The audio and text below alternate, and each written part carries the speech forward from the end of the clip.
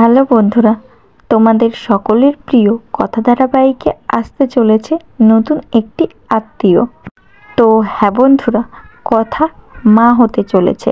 তো হ্যাঁ বন্ধুরা, আমি আগেই বলেছিলাম কথা মা হতে চলেছে।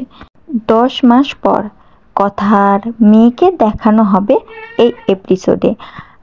তো হ্যাঁ বন্ধুরা, কথা ধারাবাহিকের আগামী পর্বতে আমরা দেখেছিলাম কথার মাথা ঘুরছে এবং বমি বমি ভাব পাচ্ছে।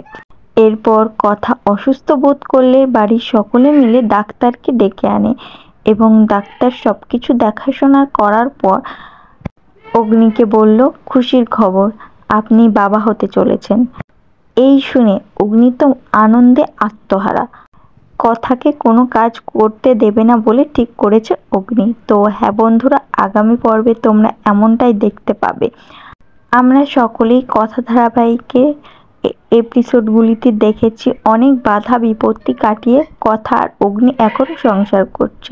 তো হ্যাঁ বন্ধুরা, এরপর 10 মাস লিভ নেবে কথা ধারাবাহিকে।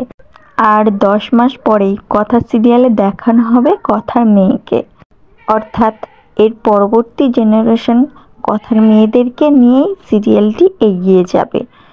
তো বন্ধুরা, তোমরা কে কে কথার মেয়েকে দেখার জন্য এক্সাইটেড অবশ্যই কমেন্টে জানিও।